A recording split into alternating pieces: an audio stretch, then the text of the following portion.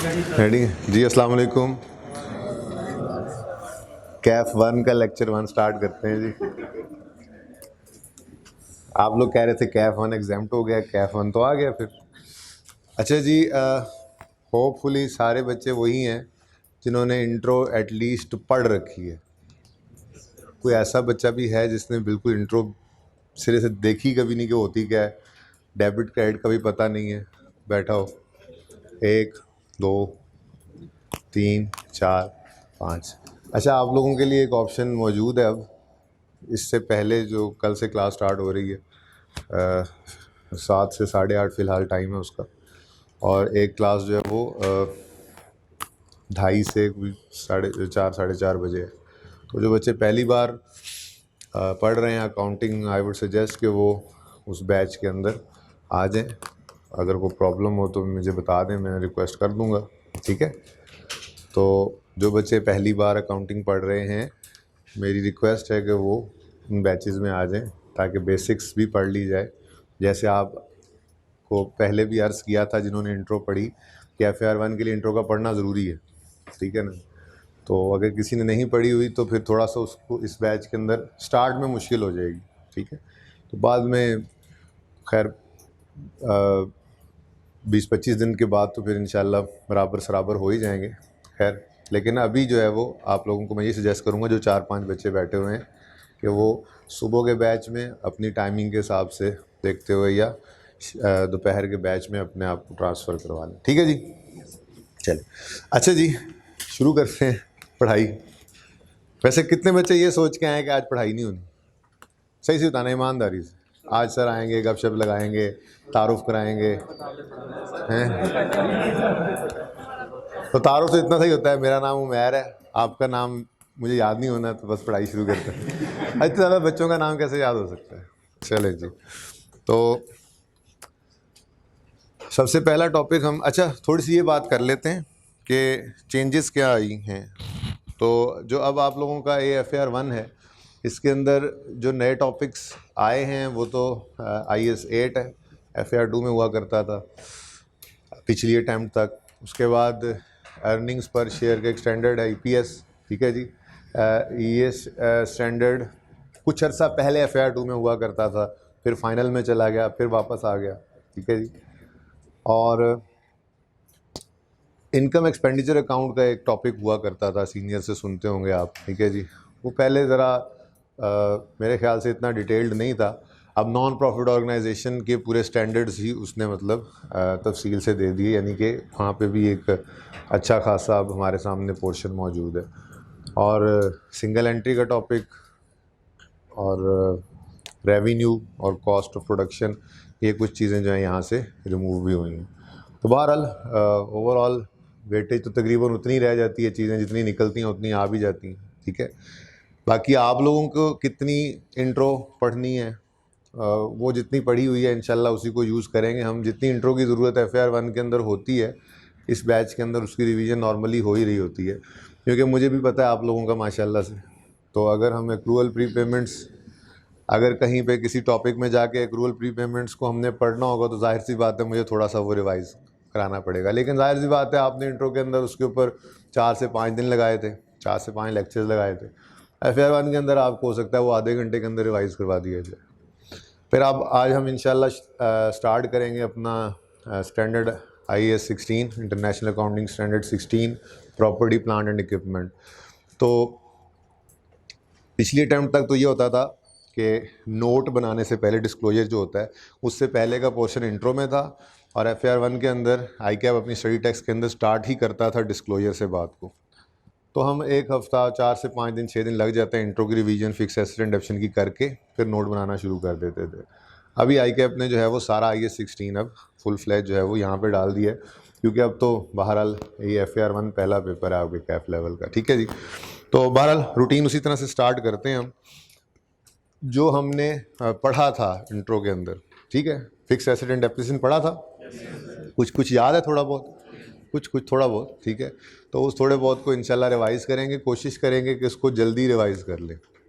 जो चीज़ें आपने वहाँ पे शायद जो है वो 15 दिन लगा के सीखी थी, हो सकता है वो आज हम जो है वो 3 से 4 दिन 5 दिन, जब तक आपकी तसल्ली ना हो या मेरी तसल्ली ना हो, हम उसको रिवाइज़ करते हुए फिर डिस्क्लोजर की तरफ मूव कर जाएंगे। ठीक है, तो पहला टॉपिक आज हम स्टार्ट करते हैं जी। इंटरनेशनल अकाउंटिंग स्टैंडर्ड 16 है जी, जिसको आप कहा करते थे फिक्स एसेट एंड डेप्रिसिएशन। ठीक है, दरअसल ये असल में ना ये इंटरनेशनल अकाउंटिंग स्टैंडर्ड ये क्या है, ये सारी दुनिया के अंदर प्रैक्टिसेस हैं अकाउंटिंग की जो यूनिफॉर्म है। ठीक है, जो भी पाकिस्तान के अंदर बैठा हुआ अकाउंटेंट है या यूके के अंदर बैठा हुआ है कोई अकाउंटेंट या कनाडा में बैठा है, ऑस्ट्रेलिया में बैठा है, अगर उसने फिक्स एसेट्स और डेप्रिसिएशन को डील करना है, जहाँ पे ये इंटरनेशनल अकाउंटिंग स्टैंडर्ड्स अडॉप्टेड हैं, क्योंकि कुछ मुल्कों के अंदर दूसरे स्टैंडर्ड्स भी हैं, बहरहाल ज़्यादातर दुनिया के अंदर यही स्टैंडर्ड्स अब एप्लीकेबल हैं। तो जहाँ पे ये स्टैंडर्ड्स एप्लीकेबल होंगे तो हर बंदा जो है वो फिक्स एसेट्स और डेप्रिसिएशन को डील करने के लिए इसी स्टैंडर्ड की तरफ आएगा, इसलिए इनको इंटरनेशनल अकाउंटिंग स्टैंडर्ड कहा जाता है। और फिक्स एसेट एंड डेप्रिसिएशन की बजाय इसका नाम है प्रॉपर्टी, प्लांट एंड इक्विपमेंट।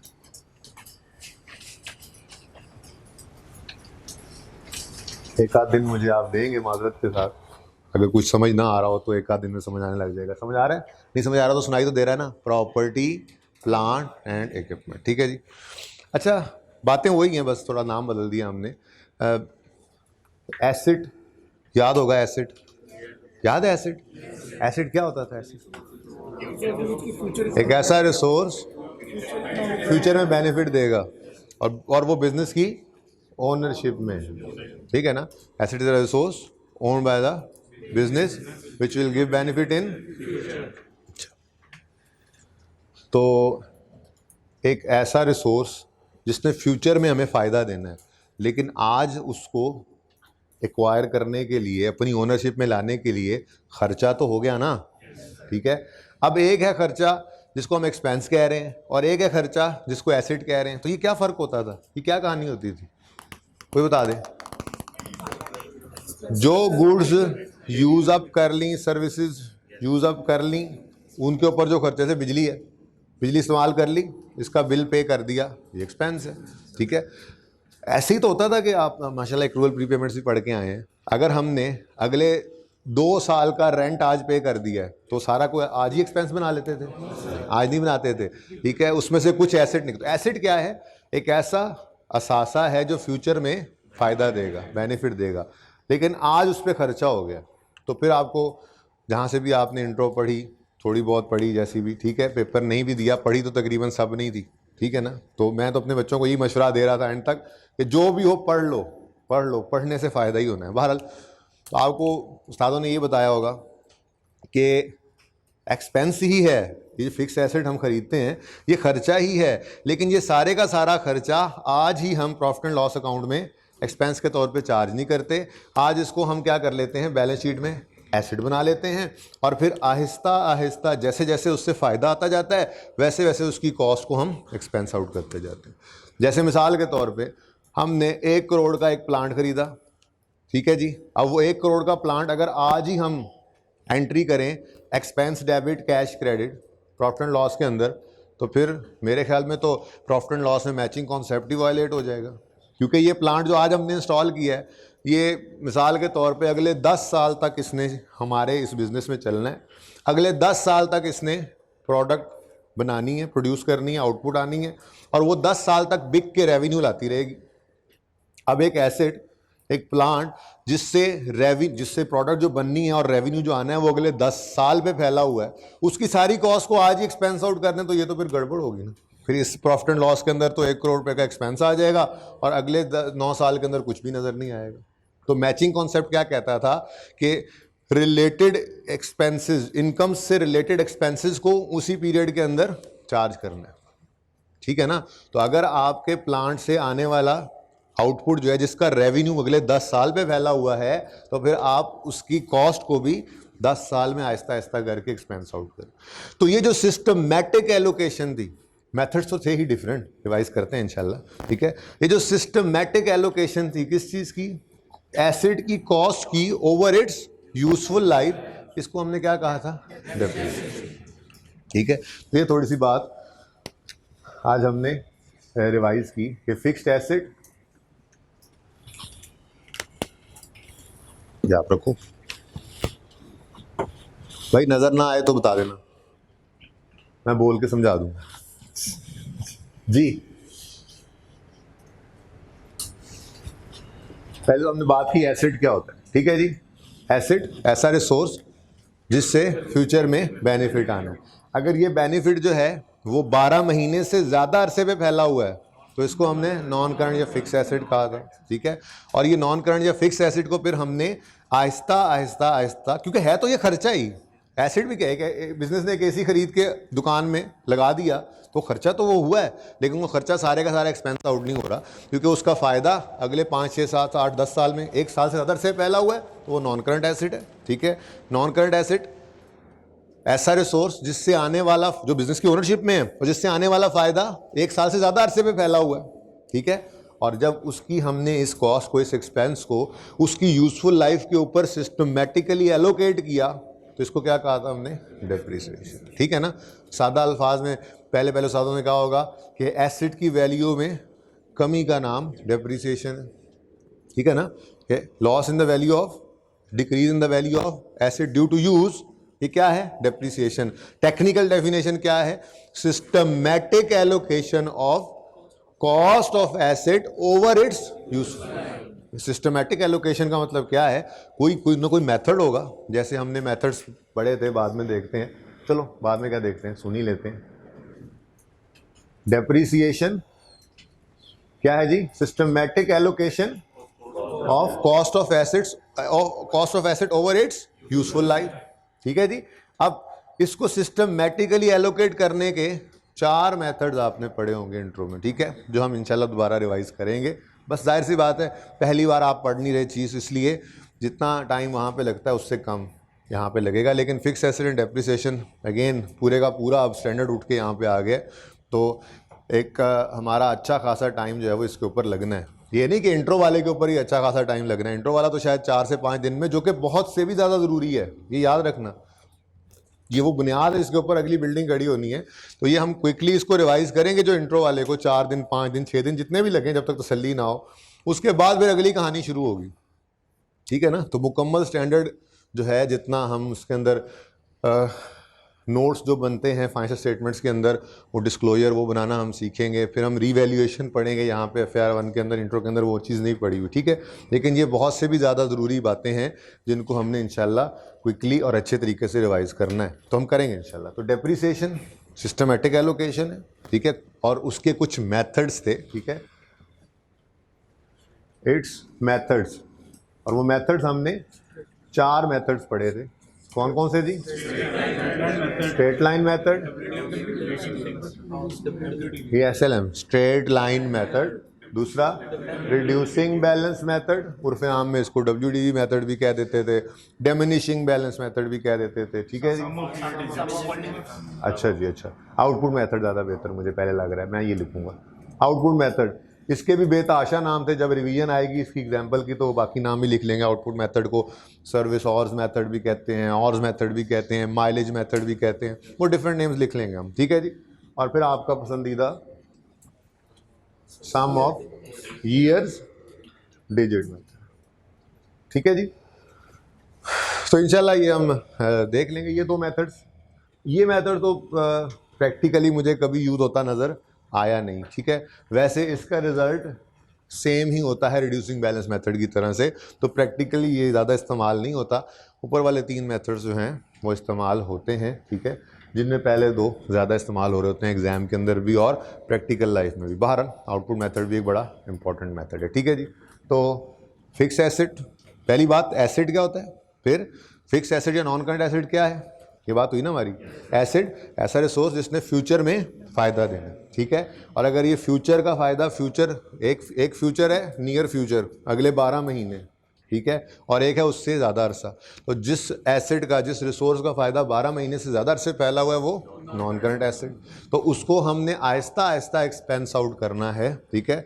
और इस फिनोमिना को, क्या हम एसेट की कॉस्ट को आहिस्ता आहिस्ता एक्सपेंस आउट कर रहे हैं, इसे हम क्या कहते हैं, डेप्रिसिएशन। डेप्रिसिएशन एक डेप्रिसिएशन एक्सपेंस एक एस्टीमेट है, बात करेंगे अभी इंशाल्लाह, ठीक है।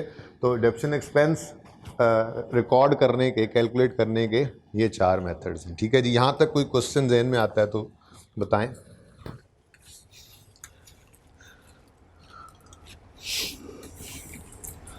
बोले जी, चलें एक सादा सी एग्जांपल फिर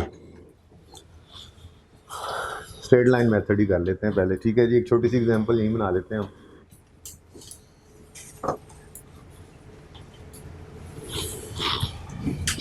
एक एसेट है जी,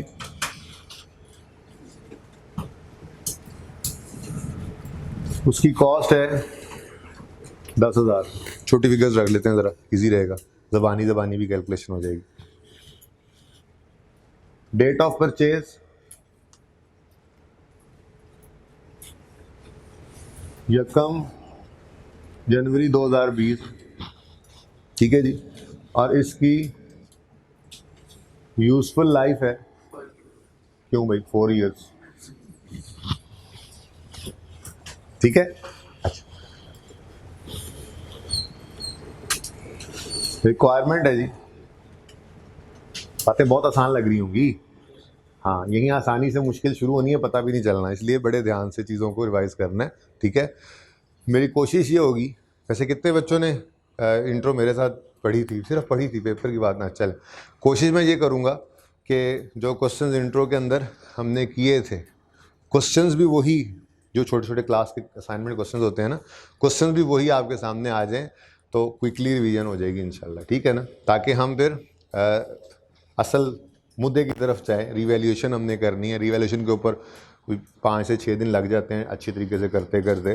फिर हमने नोट बनाना सीखना है, वो वाला नोट बनाना नहीं सीखना, ठीक है, हाँ, डिस्क्लोजर बनाना सीखना है, डिस्क्लोजर बनाना सीखना है, और डिस्क्लोजर के अंदर भी फिर रिवैल्यूएशन, डिस्पोजल सारा कुछ होता ही है। ठीक है, अच्छा जी, तो रिक्वायरमेंट है calculate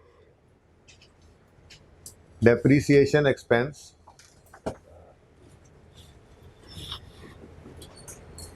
for whole life 4 years. ठीक है, 4 साल का डेप्रीसिएशन एक्सपेंस निकालना है, और सवाल ने मेथड वगैरह नहीं बताया, क्या करेंगे?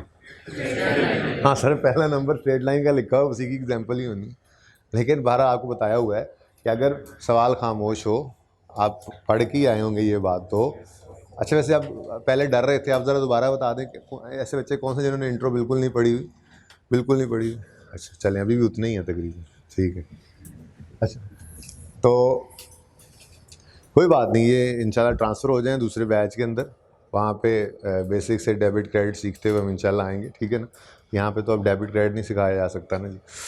अच्छा जी, तो कैलकुलेट डेप्शन एक्सपेंस फॉर 4 इयर्स। अच्छा, अब कोई भी वर्किंग का फॉर्मेट तो कुछ भी हो सकता है। ठीक है, हम एक फॉर्मेट बना लेते हैं, यकम जनवरी 2020 को हमने एसेट ख़रीदा। ठीक है जी, तो इस एसेट की कॉस्ट है 10,000। सिंपल रखते हैं, अभी फॉर्मूला बाद में लिखेंगे। ठीक है जी, अब इस एसेट को हमने डेप्रीशिएट करना है, 4 साल पे इसकी कॉस्ट को डिवाइड करके आहिस्ता आहिस्ता एक्सपेंस आउट करना है। तो भी सादा सी बात है, क्या करना पड़ेगा, 10,000 को 4 पे डिवाइड कर लेंगे। ठीक है, कॉस्ट को डिवाइड कर लेंगे यूजफुल लाइफ से। ठीक है, और अगर मैं डेप्रीसिएशन का फॉर्मूला लिखूं तो वो बन गया कॉस्ट ओवर यूजफुल लाइफ। ठीक है जी, कितना बना जी, 2500 यानी 2500। ओके, तो स्ट्रेट लाइन मेथड हो,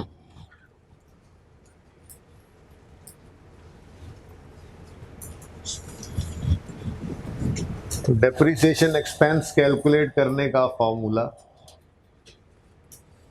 क्या बन गया जी, cost over useful life, cost over, okay, ठीक है।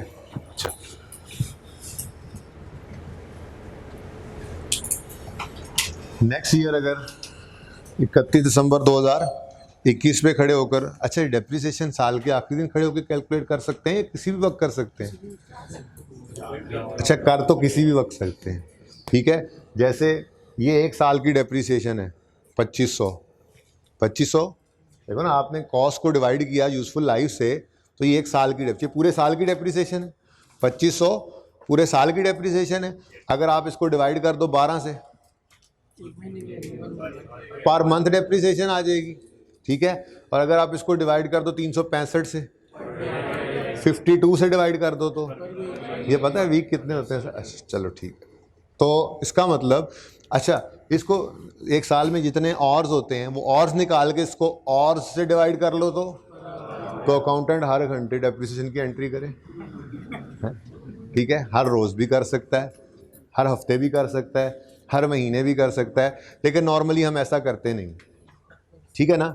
हमने जब फाइनेंशियल स्टेटमेंट्स बनानी होती हैं नॉर्मली पीरियड एंड पे, जो कि नॉर्मली ईयर का एंड होता है, ठीक है। अगर 3 महीने के एंड पे फाइनेंशियल स्टेटमेंट बना रहे हैं तो 3 महीनों की डेप्रिसिएशन एक बार एंट्री करेंगे, आखिरी दिन खड़े होकर एक बार एंट्री करते हैं। 6 महीने के अकाउंट्स बना रहे हैं 6 महीने के एंड पे, साल के अकाउंट्स बना रहे हैं तो साल के आखिरी दिन खड़े होकर एक बार एंट्री पास कर लेते हैं, रोज़ एंट्री बैठ के नहीं पास करते रहते, ठीक है ना, अपनी आसानी के लिए, ठीक है। कन्फ्यूजन है आपको? हाँ नहीं यार, होना चाहिए तुम्हें। अच्छा, तो इसका मतलब डेप्रीसिएशन स्ट्रेट लाइन मेथड हो तो सेम फॉर्मूला, यानी कि डेप्रीसिएशन सेम ही रहनी। नाम ही इसीलिए इसका स्ट्रेट लाइन है, सीधी लकीर नहीं है इसका मतलब। स्ट्रेट लाइन का मतलब हर साल डेप्रीसिएशन बराबर, हर साल डेप्रीसिएशन सेम बराबर, ठीक है। फॉर्मूला रिपीट होता चला जा रहा है। 31 दिसंबर 22 पे अगले तीसरे साल के एंड पे गए, अब साल के एंड पे अगर डेप्शन कैलकुलेट करने लगेंगे तो क्या फॉर्मूला है जी? वही 10,000 को डिवाइड, ये हर साल सेम फॉर्मूला रख लें, तो दोबारा लिखने की भी जरूरत नहीं हुआ करती थी। इंट्रो में आपने पढ़ा था, बस स्ट्रेट लाइन के अंदर एक बार फॉर्मूला लिख लिया, बस आगे बार बार फॉर्मूला लिखते भी नहीं थे हम, बस वही 2500 आ रहा है, हम हर साल लिखते चले जाते थे, ठीक है जी। चलो अब 4 साल मैंने गलती से लिख ही दिया था, तो चौथे साल की डेप्रीसिएशन भी बोर हो रहे हैं ना? ओके, निकल जाए फिर क्लास।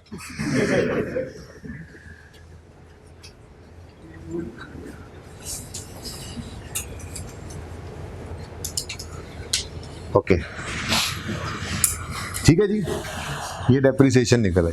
ओके, वर्किंग का कोई भी फॉर्मेट हो सकता है, आपने जिस मर्जी फॉर्मेट से अपने इंट्रो के अंदर डेप्रीसिएशन की वर्किंग की है वो फॉर्मेट सारे ही ठीक है, लेकिन अभी मेरी अर्ज़ तो ये होगी कि अभी अगर इस क्लास में हैं तो हम इस फॉलो कर लें।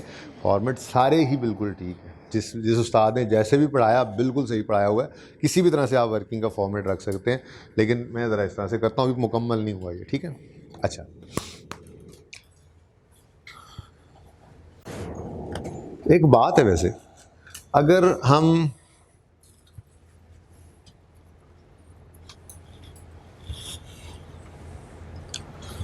इस बात को इस तरह से करना चाहें कि जी यूज़फुल लाइफ है 4 years, 1/4 करें तो इसका आंसर क्या आता है, ज़रा बता सकते हैं जी? 0.25 इंटू 100 करें तो 1/4 इंटू 100 किया तो क्या आ गया जी? 25 हाँ %। ठीक है, किया मैंने ये हमने, हाँ, conversion of useful life into rate सीखा होगा आपने, conversion of useful life into rate, लेकिन ये सिर्फ स्ट्रेट लाइन मेथड के अंदर सहूलत मुयसर थी, ठीक है। यानी इसका मतलब क्या है? इसका मतलब ये है कि अगर लाइफ जो है वो 4 years है, ठीक है, तो आप एक फॉर्मूला लगाएंगे 1/, यूजफुल लाइफ इनटू 100। ये फॉर्मूला लगाने से आपकी लाइफ जो है वो रेट में कन्वर्ट हो जाएगी। मतलब कहने का ये है कि स्ट्रेट लाइन मेथड के अंदर आप 1/, ये कॉस्ट ओवर यूजफुल लाइफ करें या कॉस्ट इनटू रेट करें, आंसर वुड बी सेम, ठीक है। आजमा के देख लेते हैं।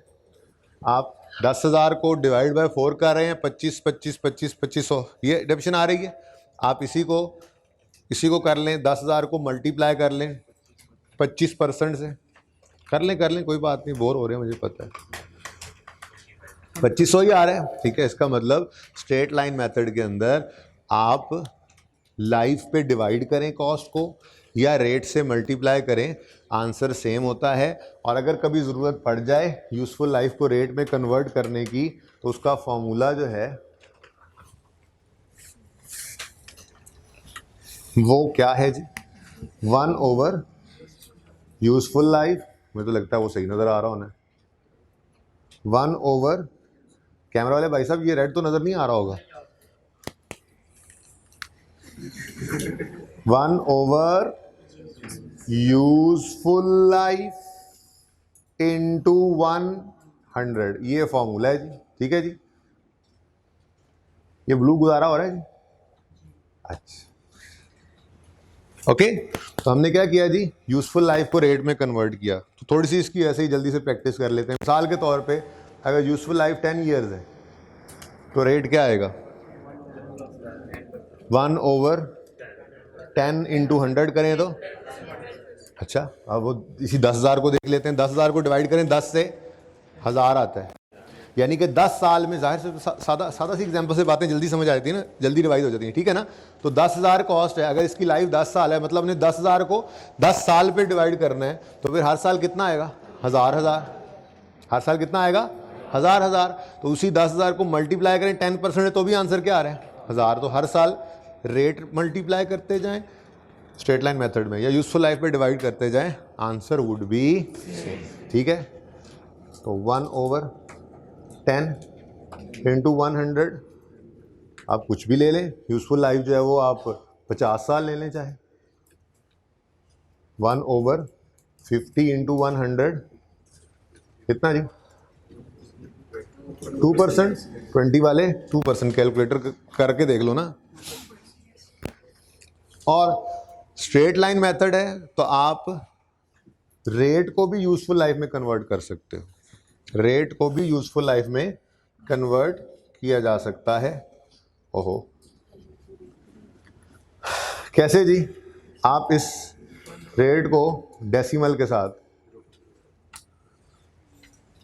ठीक है, 1/0.25 करें, चेक करें कैलकुलेटर पे, 4 ईयर्स, यानी कि आप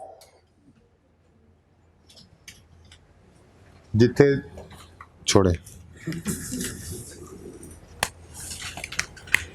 पता नहीं लगा आप क्या कहने लगा, 1/रेट कर देंगे तो ये क्या बन जाएगा जी, रेट लाइफ में कन्वर्ट हो जाएगा, ठीक है जी। तो ये क्या है जी, conversion of useful life into rate and rate into useful life, okay. लेकिन ये बात याद रखने वाली है कि ओनली एप्लीकेबल, नहीं नजर आ रहा तो मैं बोल रहा हूं, इन स्ट्रेट लाइन मेथड। कौन सी चीज, ये इस तरह से रेट का लाइफ में कन्वर्ट होना, ठीक है जी। चेक कर लेते हैं, 1/0.1 करें तो 10 साल, 1/0.2 नहीं भाई, 0.2, इतना ज़्यादा इंट्रो में ये बात यूज़ पढ़ा दी जाती है, ये यूज़ नहीं भी हुई ना तो यहाँ पे ज़्यादा यूज़ होनी है, इसलिए ये याद रख लेना। रीवैल्यूएशन के अंदर जाके अक्सर ऐसा हो जाया करेगा, हमें लाइफ चाहिए होगी, रेट गिवन होगा, ठीक है, तो हम लाइफ को इस फॉर्मूला से निकाल लेंगे, रेट गिवन है तो, ठीक है, सही है ना।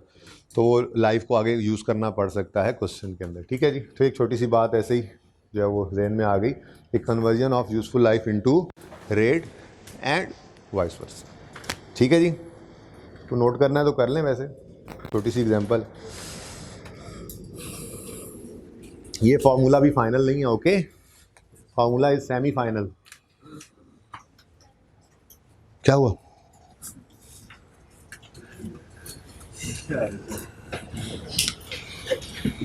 अच्छा सुनो, एक बार फोटोग्राफरी कर लेना।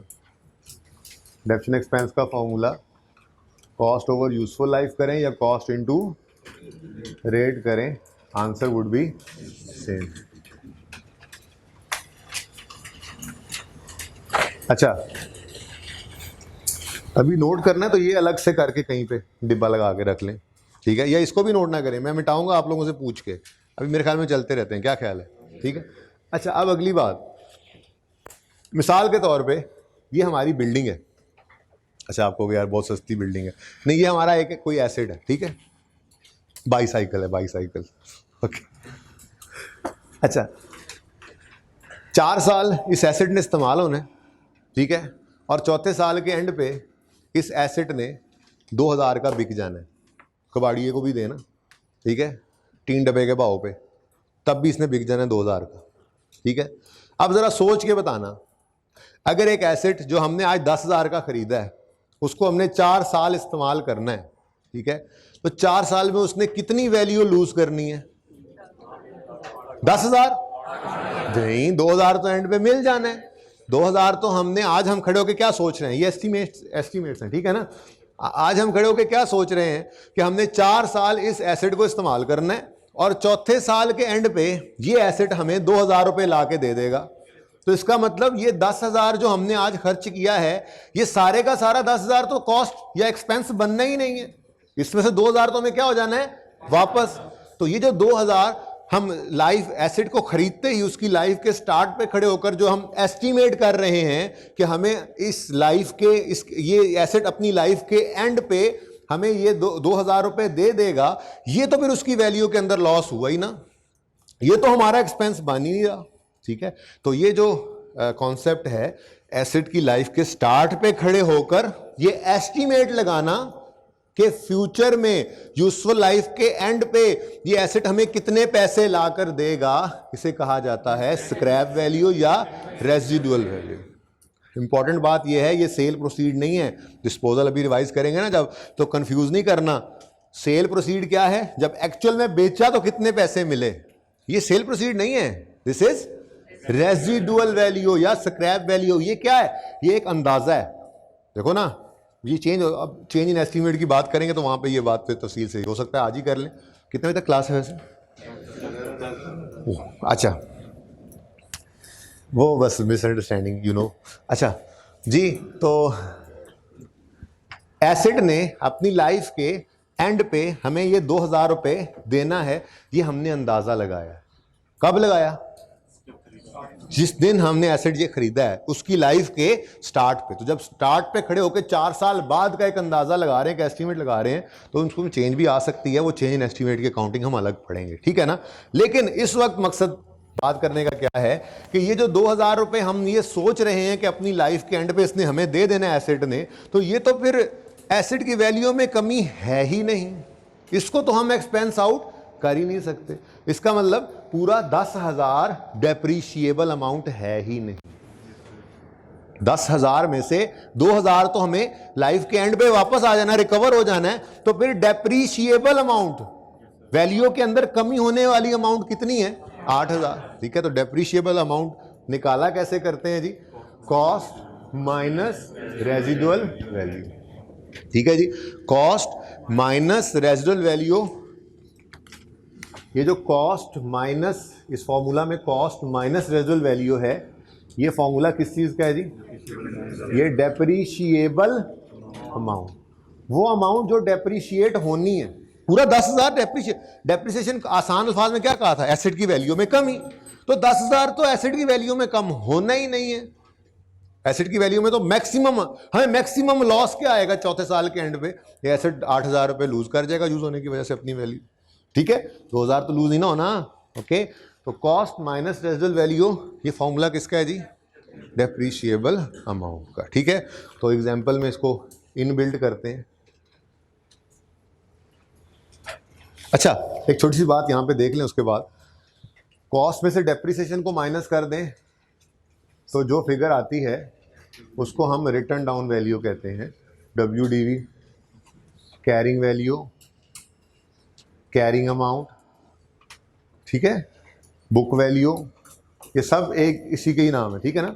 WDV, carrying amount, carrying value, book value, ये क्या है जी? कॉस्ट माइनस डेप्रीसिएशन, ठीक है। पहले साल के एंड पे तो 1 साल की ही डेप्रीसिएशन, ठीक है। दूसरे साल के एंड पे देखें, अगर हम तो 5,000 आ रहा है। क्या मतलब 10,000 में से 2 साल की डेप्रिसिएशन माइनस हो गई, WDV 5,000 आ रही है। तीसरे साल के एंड पे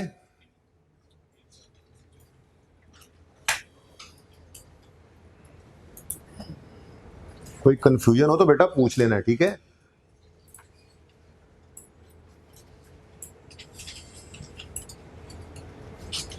ये कितना आ गया जी? क्योंकि हम इसको इस फॉर्मेट को इस तरह से रखा हुआ है कि हर साल के एंड पे हम डेप्रिसिएशन निकालने के बाद WDV निकाल लेते हैं, ठीक है। मैं पुराने वाली फिगर देख लूँ, बाद में अब 2,000 को इनबिल्ड करते हैं, ठीक है ना। 2500 और 2500 भी निकल गया तो 0। क्या मतलब अभी तक हमने जो एग्जाम्पल बनाई थी उसमें एसिड की लाइफ के एंड पे हमने कुछ भी अज्यूम नहीं किया हुआ था। अगर कुछ अज्यूम नहीं किया हुआ तो मतलब 0 है, मतलब एसिड ने अपनी यूजफुल लाइफ के एंड पे हमें कुछ भी नहीं देना था। तो ये WDV आ रही है, ठीक है जी। ओके, ये WDV 31 दिसंबर 20 की है, तो ये WDV 21 की, ये WDV नहीं नजर आ रहा, ये WDV सॉरी ये, ठीक है ना, बात समझ आ गई। अच्छा, अब अगली बात, ये तो हमने इस वर्किंग से निकाल लिया ना, ठीक है, लेकिन WDV का अपना फॉर्मूला भी तो है। फॉर्मूला क्या है जी? WDV का फॉर्मूला है कॉस्ट माइनस एक्यूमुलेटेड डेप्रिसिएशन।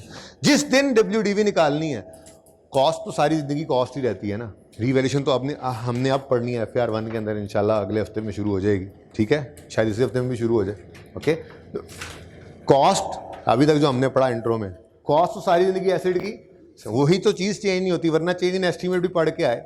बहुत सारी लाइफ भी चेंज हो जाती है, एस्टीमेट है, रेजल वैल्यू भी चेंज हो जाती है, एस्टीमेट है, डेप्शन मेथड भी चेंज कर लेते हैं हम, एस्टीमेट है, इसकी अकाउंटिंग रिवाइज करेंगे इंशाल्लाह, ये नहीं कि पढ़ा होगा, हाँ क्विकली ज़रा कर लेंगे, ठीक है। ये सारी चीज़ें तो चेंज हो सकती हैं, लेकिन कॉस्ट एक एक्चुअल फिगर है, वो एस्टीमेट नहीं होता, ठीक है ना। तो कॉस्ट में तो सेम रहना है। ओके, अब जिस दिन भी खड़े होकर हमने WDV निकालनी है एसिड की, उस दिन तक की डेप्रिसिएशन कॉस्ट में से माइनस कर दो, उस दिन की WDV आ जाएगी। मिसाल के तौर पे आपने 31 दिसंबर 20 पे WDV निकालनी है, एसिड की कॉस्ट 10,000 थी और 31 दिसंबर 20 तक की डेप्रिसिएशन कितनी है? 2500। तो इसको माइनस करोगे तो WDV, आप 31 दिसंबर 22 पर डेप्रिसिएशन ये WDV निकालना चाह रहे हो, तो कितने साल गुजर गए एसिड के? 20, 21, 22, 3 साल गुजर गए। तो 3 साल गुजरने के बाद 31 दिसंबर 22 तक की डेप्रिसिएशन कितनी बनती है? 2500, 2500, 2500 कितना? 10,000 में से 75 माइनस करो तो, ठीक है ना। तो फिर WDV का फॉर्मूला क्या बना? कॉस्ट माइनस, हाँ, किस दिन तक की अकोमोडेशन, जिस दिन WDV चाहिए उस दिन तक की अकोमोडेशन माइनस कर दो कॉस्ट में से, उस दिन की WDV आ जाएगी। ये भी कहीं ना कहीं यूज हो जाएगा फॉर्मूला, बहुत ज्यादा यूज होगा, ठीक है। अच्छा जी, वापस आते हैं। तो डेप्रिसिएशन का फॉर्मूला क्या बना फिर स्ट्रेट लाइन मेथड में? जगा दो साथ वाले भाई को। डेप्रिसिएशन का फॉर्मूला क्या बना? जागते रहना पाए। डेप्रिसिएशन का फॉर्मूला क्या बना स्ट्रेट लाइन में? Cost minus residual value over useful life, ठीक है जी। तो अब ये सारा कुछ मुझे एक बार फिर मिटाना पड़ेगा। क्या ऐसा ऐसा बातें करते हो छुप के? सामने आओ। अच्छा जी, 10,000 कॉस्ट है। अच्छा, एग्जाम्पल के अंदर फिट कर लें रेजिडुअल वैल्यू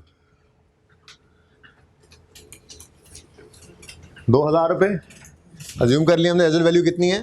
2,000 रुपये। ओके, तो 10,000 में से 2,000 माइनस कर दें, cost minus residual value divided by कितना आता है? 2,000। अब मेथड कौन सा है? जरूरत नहीं है दोबारा फॉर्मूला लिखने की, लेकिन चलें क्योंकि रिवीजन कर रहे हैं ज़रा, तो हर साल फॉर्मूला ने रिपीट होना है। Cost minus residual value over useful life 2,000, ऐसे ही हर साल सेम फॉर्मूला। मैं अब लिख नहीं रहा दोबारा, पर्चे में ऐसे ही करेंगे, ठीक है ना। 2,000, 2,000, ठीक है ना। स्ट्रेट लाइन मेथड की खसूसियत ही यही है, अनलेस के पहले साल में कुछ महीनों का फर्क पड़ जाए, वरना डेप्रिसिएशन जो है स्ट्रेट लाइन मेथड करने खसूसियत ही क्या है? हर साल डेप्रिसिएशन सेम, बराबर, एक जैसी, ठीक है। वो मैंने लिख दिया, दोबारा फॉर्मूला लिखने की भी ज़रूरत नहीं। ठीक हो गया। चलो WDP निकालते हैं, ज़रा चेक करते हैं।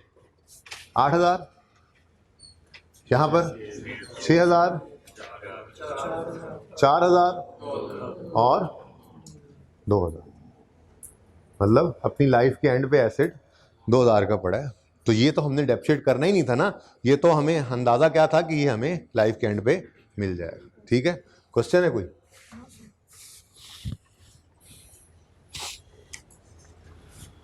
तो स्ट्रेट लाइन मेथड का फॉर्मूला कंप्लीट क्या बना फिर?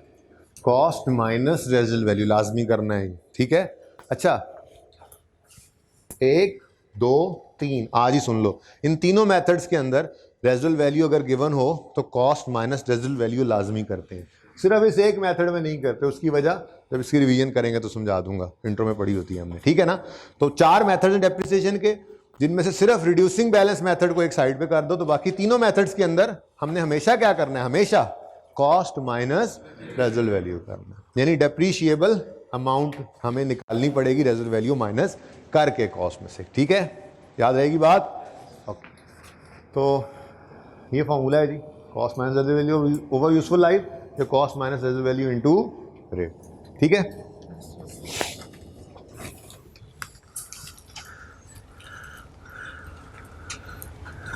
चलिए जल्दी से करें नोट, कुछ करना है नोट। तो मैं तो कहता हूँ पिक्चर ही ठीक है, ले लें।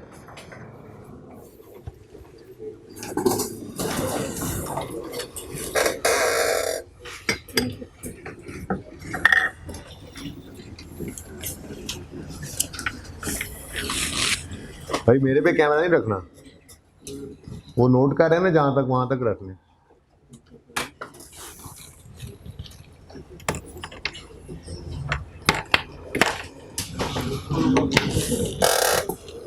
चाह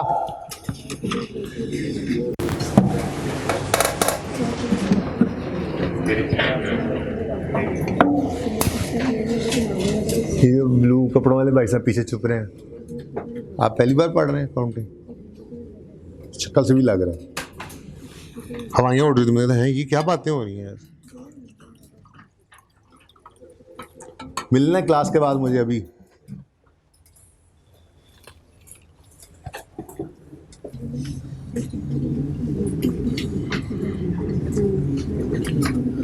इसी रूम में आपकी अगली क्लास होती है, हैं? इस रूम में आपकी अगली क्लास कितने बजे? 40 पे? वाह वाह, टाइम है 20 मिनट है, 20 मिनट।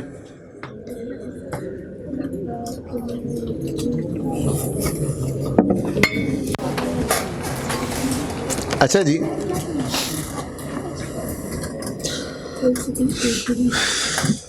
एक काम करते हैं, चेंज इन एस्टीमेट की डिस्कशन प्लान में तो मेरी थी, लेकिन रहने देते हैं। ठीक है, चेंज इन एस्टीमेट जब अकाउंटिंग उसकी करनी है ना, तो फिर डिस्कशन भी तभी कर लेंगे तफसील से। ठीक है, डस्टर कहाँ छुप गए? ये तो कोई बात नहीं यार, डस्टर छुपा के बैठे नजर आ रहा है बोर्ड उस तरफ।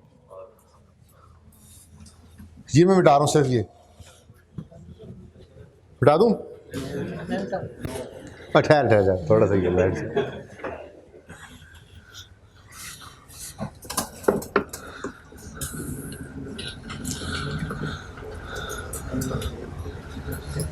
ये क्वेश्चन नजर आ रहा है जी?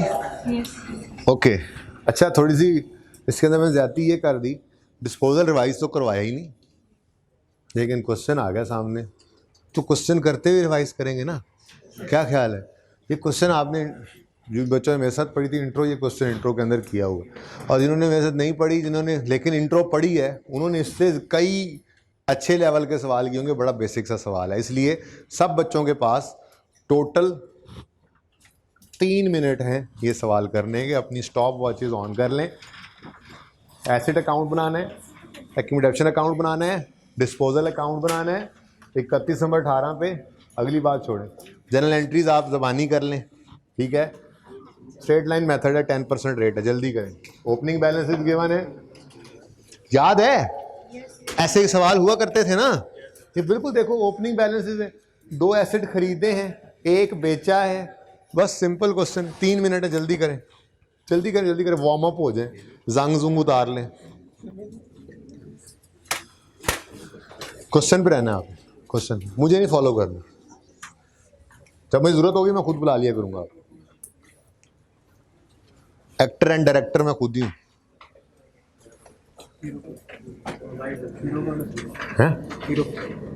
हीरो तो आप हो, जैसे बाल बना के आए हो हैं।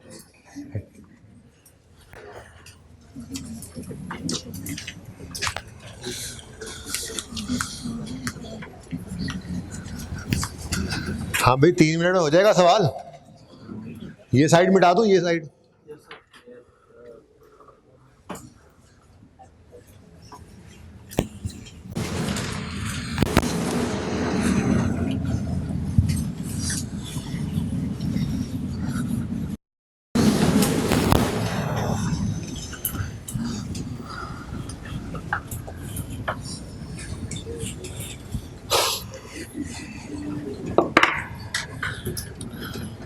क्या हाल है, किधर हैं यार? तुमने ना एक काम किया करना है, खुद अच्छे से 2 मार्कर ना अपनी क्लास के लिए रखा करने, ताज़े लेके आने, नए नहीं ले आने। अच्छे का मतलब समझते हो ना भाई? अपना काम जारी रखें, इस तरह कोई ना देखे। ये बोर्ड की साइड आप लोगों के लिए नहीं है। ओके, क्वेश्चन आप लोगों के सामने सबको नजर आ रहा है? एंड पे आइए ना। आप किधर आए हैं? पढ़ी हुई पहले काउंटिंग? अच्छा, फिर आप मिलना बाद में।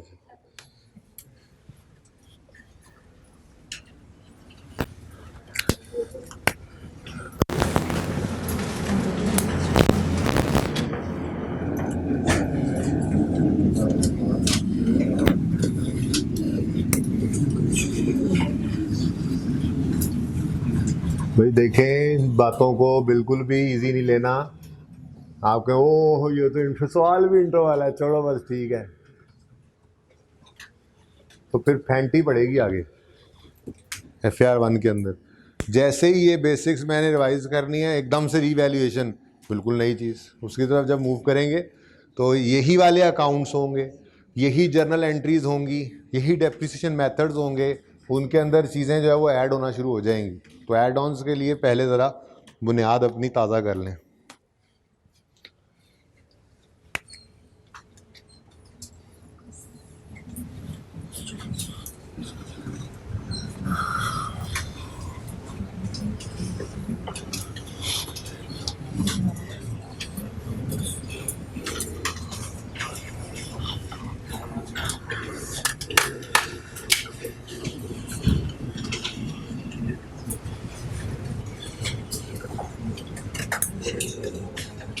भाई कितने मिनट हो गए? ये गलत बोल रहा है, ये लड़का गलत बोल रहा है, 1.5 मिनट वाला। सही से बताया करो यार, भाई मनी क्यों करते हो? एसिड का नाम तो नहीं लिखा हो सवाल?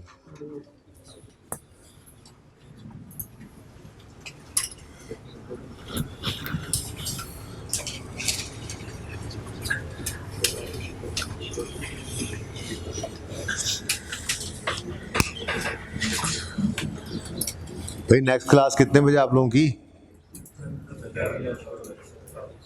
किसी बच्चे की 10-20 से पहले क्लास तो नहीं?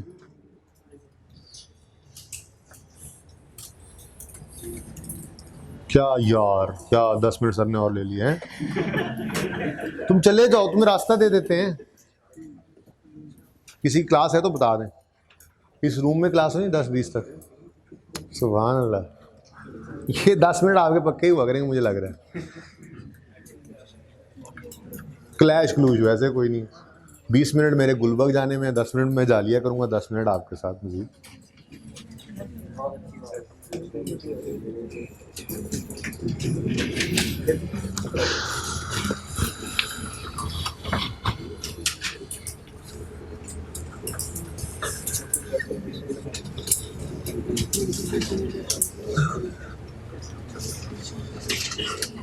भाई मैसेज कर दें किसी को, जरा मार्कर ला दें यार। हाँ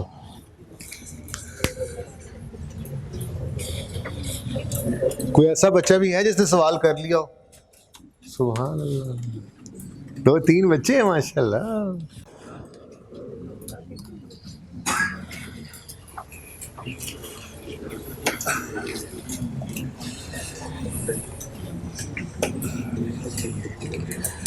ऐसे नहीं होना, देखा ना, भूल गए ना, मुझे पता था इसीलिए मैं सवाल करा। हो तो जाएगा, अभी अभी तो नहीं ना हुआ। टाइम क्यों लगेगा, टाइम ही तो नहीं है हमारे पास। फिर इंट्रो, कितने बच्चों की इंट्रो पास है? पहली दफा क्लास, सारी कॉन्फिडेंट।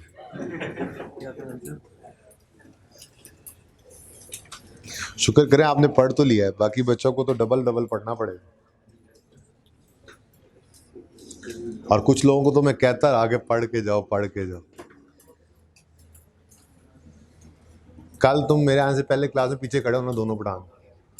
हाँ, जीगर भी, तुम भी, सब मुजरिम जो आखिरी 15-20 दिन में भागे थे। हाँ, तो जितने दिन फाइनल अकाउंट्स हमने पढ़े थे उतने दिन खड़े रहोगे पीछे, बाकी कुछ ने मुंह भी छुपाए हुए। ओके, बस करें जी, बस। कितने बच्चों ने कर लिया है? जिन्होंने कर लिया नहीं किया बस सब रुक जाएं, रिवीजन करते हैं। मैं सवाल कर लेता हूँ। टोटल मेरे पास अब 6-7 मिनट सवाल मैंने करना है। कोई बात नहीं, अगर कोई चीज़ ना भी समझ आई तो कल इंशाल्लाह इसकी मज़ीद प्रैक्टिस करेंगे। आप यही सवाल फिर दोबारा कर लेंगे जब मैं एक बार कर दूंगा, तो कल तक आप थोड़ा सा याद आ चुका होगा आपको, ठीक है?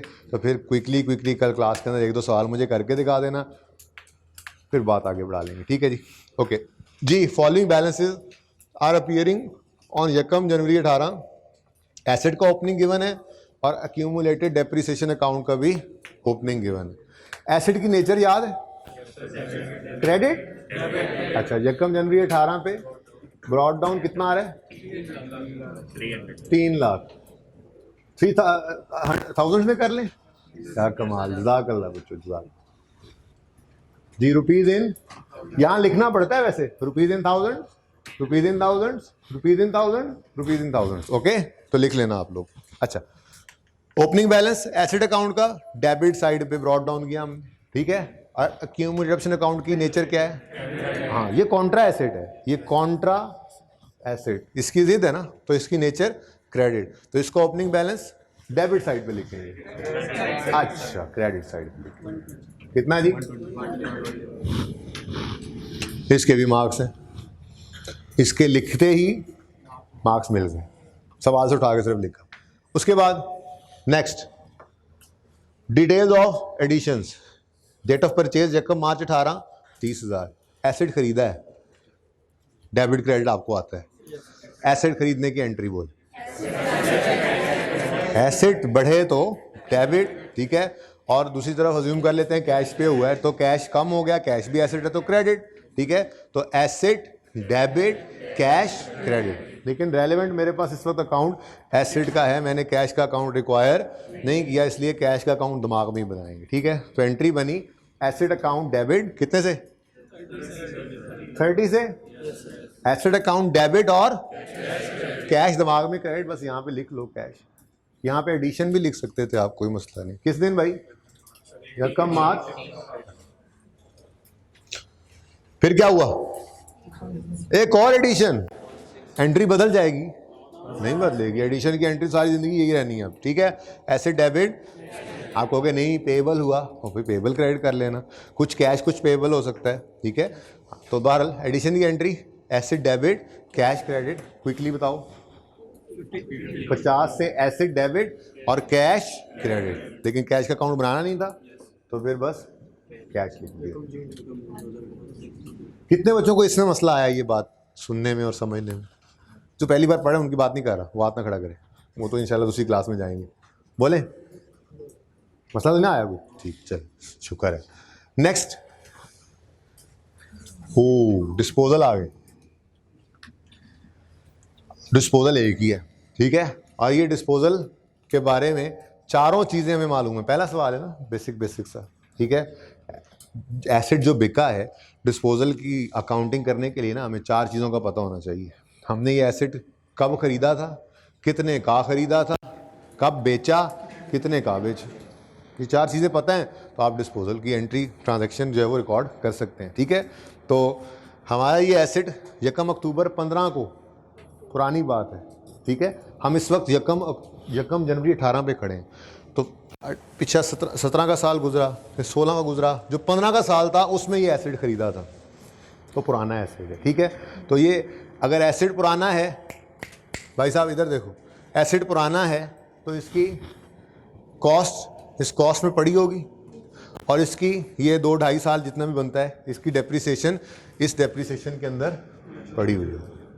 ठीक है, अच्छा, अब ख़रीदा था 1 अक्टूबर 15 को 40,000 रुपये का, 30 जून 18 हमारे साल में बिका है 12,000 रुपये का। ठीक है, तो डिस्पोजल को हम 4 स्टेप्स के अंदर रिकॉर्ड किया करते थे। कितने बच्चों को याद है? नहीं याद, मैं याद कराता हूँ अभी, इसीलिए आया हूँ। ठीक है, तो डिस्पोजल देखो, जब एसिड आया, एसिड बढ़ा, तो हमने क्या कहा, एसिड को कर लो डेबिट। तो जब एसिड जाएगा, एसिड की कमी है, तो सबसे पहला काम क्या करना पड़ेगा, एसिड को क्रेडिट। तो स्टेप 1 हमारा डिस्पोजल का हुआ करता था, we will credit the asset account with cost of asset disposed of.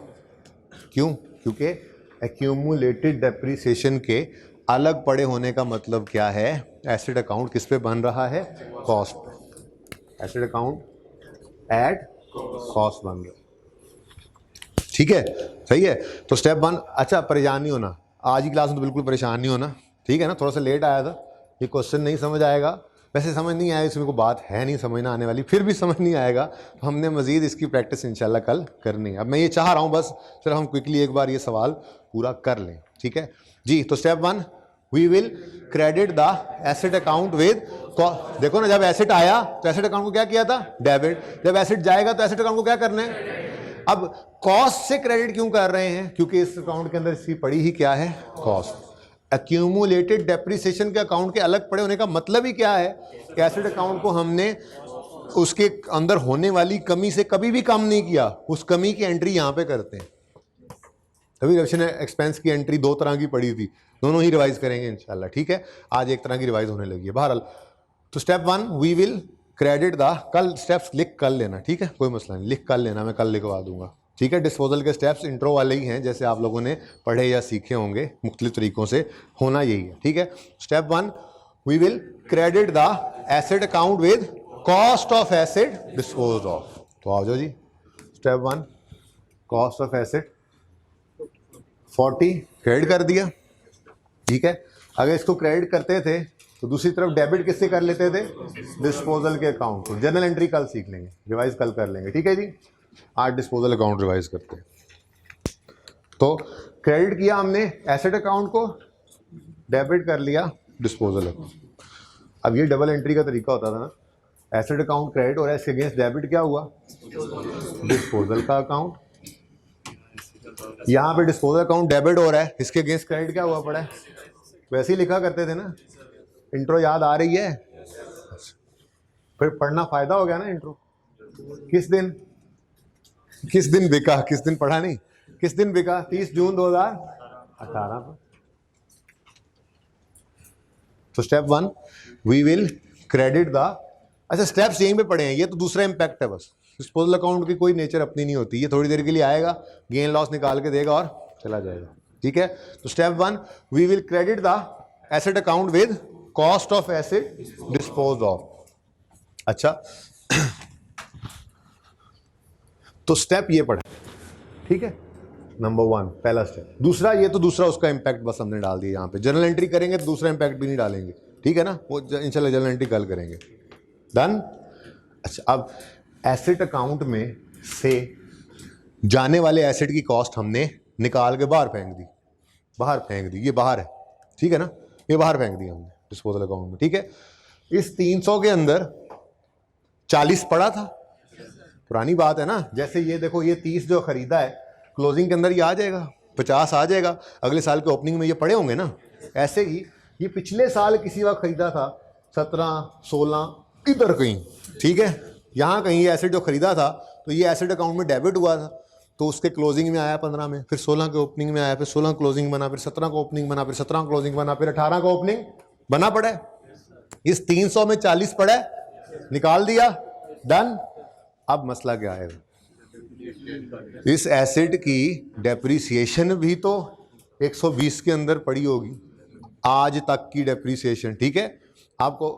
अच्छा मैं डेट ऑफ डिस्पोजल तक की डेप्शन निकाल रहा हूँ, निकालने देना मुझे, ठीक है।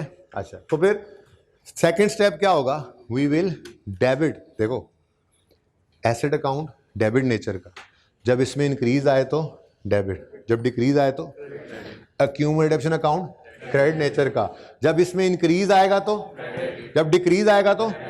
अब एसेट अकाउंट में से कुछ निकालना था तो क्रेडिट किया, एक्यूमुलेशन अकाउंट में से कुछ निकालना है तो डेबिट करना है, ठीक है।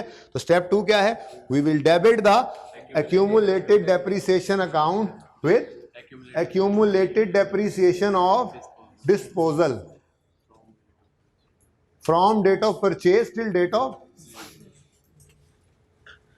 अब मेथड कौन सा है, स्ट्रेट लाइन में तो जिंदगी ही आसान होती थी। स्ट्रेट लाइन के अंदर 1 साल की डेप्शन निकालो, टोटल लाइफ निकालो, आपकी क्यूमुलेटिव डेप्शन आ, ठीक है। तो ये वर्किंग जरा क्विकली कर रहा हूं, कल इसको तफसील से करेंगे। आप ग्रुप में मैसेज ना किए जाना, कह रहा हूँ कल तफसील से करेंगे, ठीक है। हाँ करेंगे इंशाल्लाह, ओके। बने नहीं, थैंक गॉड, आपके नहीं बनने, आपके नहीं बनने, जिनको कह रहा हूँ उनके बनने हैं, ठीक है ना। तो भाई कल इंशाल्लाह इसके ऊपर तफसील से बात होगी। अभी मैं बस ये देखो क्या कर रहा हूँ, आपको सिर्फ उतना याद, वैसे तो आपको यहाँ पे लिखूंगा याद भी आ जाएगा, ठीक है। बहरहाल एक्यूमुलेशन ऑफ डिस्पोजल निकालनी है तो डेप्रिसिएशन ऑफ 1 ईयर पहले निकाल लेते हैं और उसको मल्टीप्लाई कर देंगे टोटल लाइफ पास्ट, ठीक है जी। अब मेथड कौन सा, स्ट्रेट लाइन रिड्यूसिंग। अच्छा रिड्यूसिंग को छोड़ो, स्ट्रेट लाइन मेथड है, लेकिन रेजिडुअल वैल्यू सवाल में गिवन नहीं, गिवन तो मतलब जीरो ज्यूम करेंगे, ठीक है। इसका मतलब ये एसेट जो 40 रुपए कॉस्ट आ रही है इसकी, इसका रेट कितना है, 20 नहीं 10 है, ठीक है, ठीक है। तो 40 इंटू 10%, ये कितने साल की डेप्शन आ गई, 1 साल की डेप्शन आती थी ना, यहाँ पे फॉर्मूला लिखा ना थोड़ी देर पहले, डेप्शन एक्सपेंस, वो per year, डेप्शन expense per year का फॉर्मूला था, ठीक है। तो 1 साल की डेप्शन आ गई।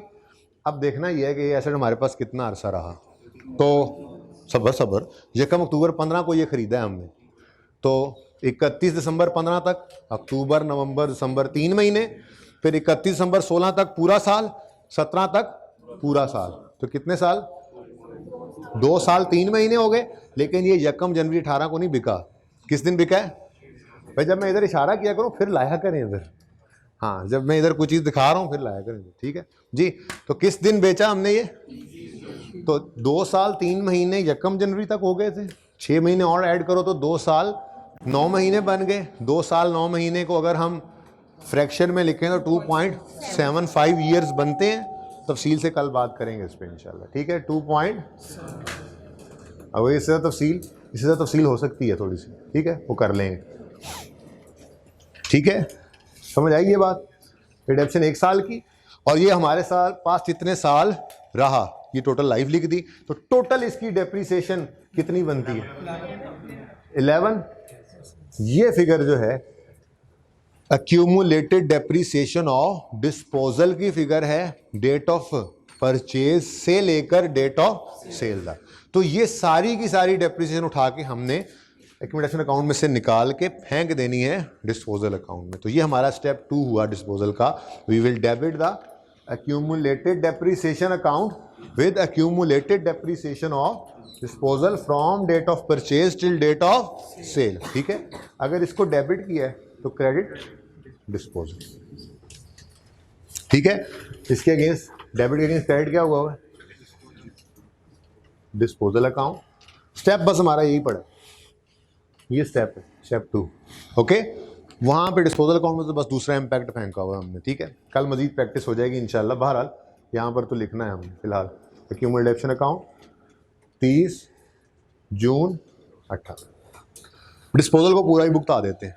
स्टेप 3 होता था वी विल रिकॉर्ड कैश। देखो एसेट अकाउंट में से एसेट की कॉस्ट निकाल दी, दूसरा इंपैक्ट डिस्पोजल में। एक्यूमुलेशन अकाउंट में से इसकी सारी जिंदगी की एक्यूमुलेशन निकाल दी, दूसरा इंपैक्ट डिस्पोजल में। तीसरा स्टेप एसेट बिका है तो कैश आया, ठीक है। तो कैश आना क्या है बिजनेस के लिए, कैश का बढ़ना कैश डेबिट, कैश का बढ़ना कैश, बोलो गुंगो, हाँ कैश का बढ़ना कैश।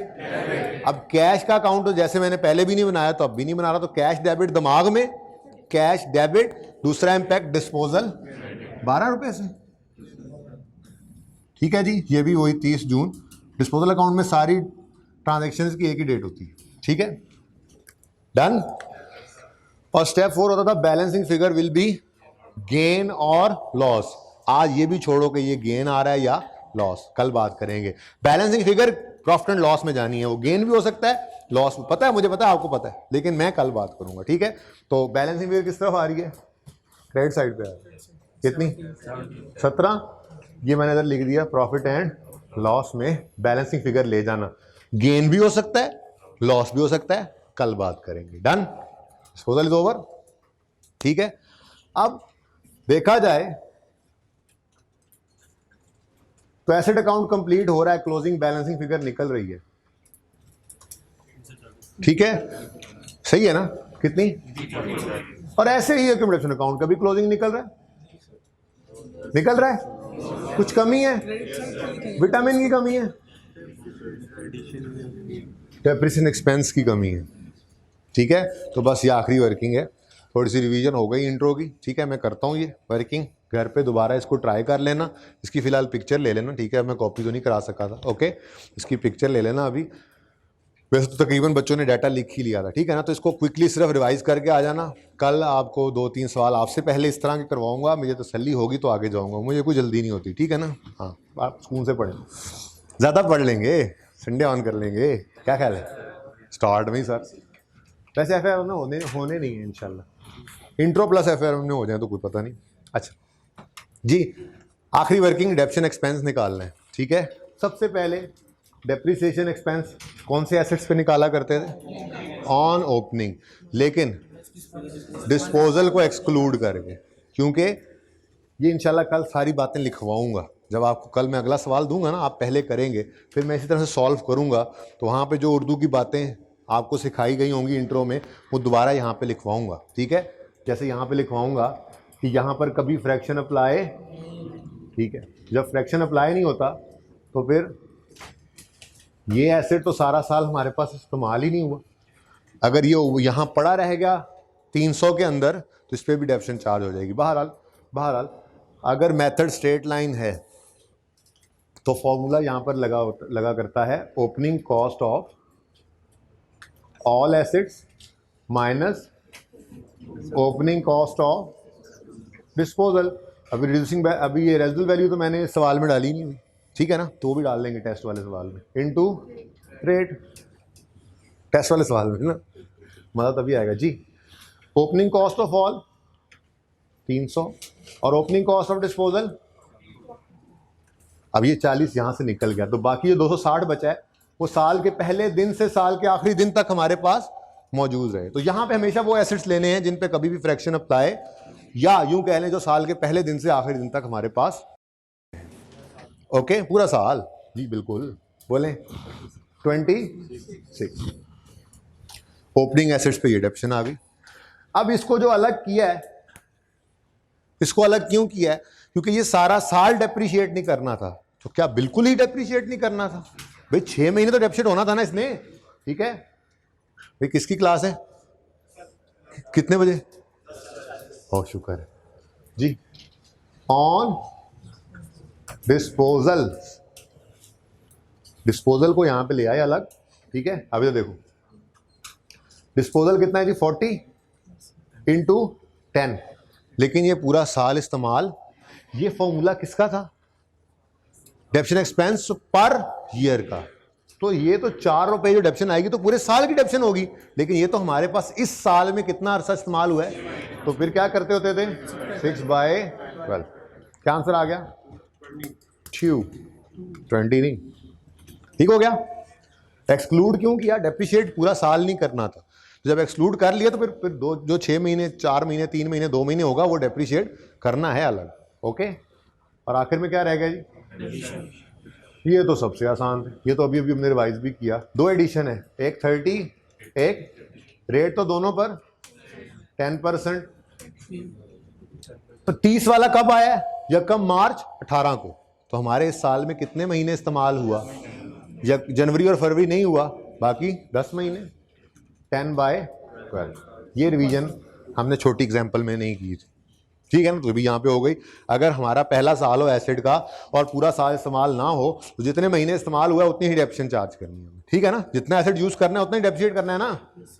अगला एसिड यकम जून को आया है, तेजी नहीं दिखानी, 6 नहीं कह देना, हाँ जून से गिनना है। तो जून जुलाई अगस्त सितंबर अक्टूबर नवंबर दिसंबर, 7/12 बोले।